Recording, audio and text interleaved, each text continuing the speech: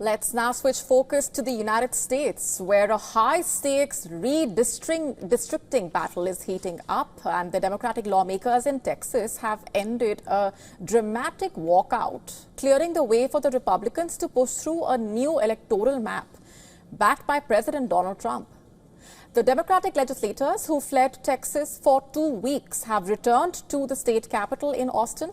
Their walkout had stalled business in the Republican-controlled House, blocking an aggressive mid-decade redistricting drive.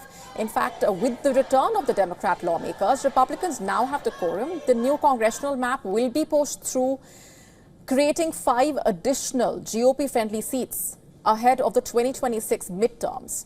President Trump posted the proposed map on his Truth Social platform, calling it one of the most popular initiatives he has ever supported. He urged Texas Republicans to pass the map as soon as possible.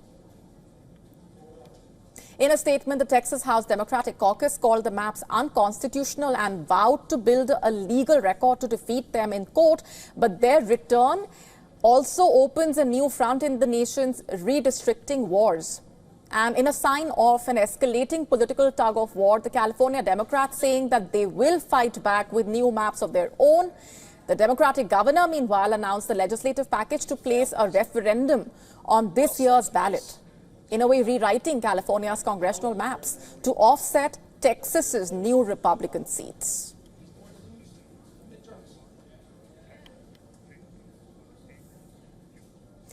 And let's go straight across now to our correspondent, Susan Teherani, who's with us on the broadcast from New York. Susan, this redistricting battle, help our viewers understand how crucial it really is ahead of the midterm elections, because the battle is only heating up, and President Trump claims that this is one of the most popular initiatives he has supported. And what is he really basing that on? Yeah, that's a very valid point. It is very crucial, especially since 2026 is just right around the corner. Usually redistricting in the United States happens every 10 years. It's not illegal or against the Constitution to do this mid-decade redistricting if, for example, the makeup of different cities, states, and districts change. The Republicans say their justification is after the 2024 election, with President Trump being elected, they saw massive support, notably from Black and Latino voters in Texas. So that's how they're justifying it. But nonetheless, other states, other Democrat-run states, are going to also either try to redraw their maps to offset. As you mentioned, California might be one. Of course, they have a separate independent redistricting committee. We'll have to see how Gavin Newsom wants to go around that.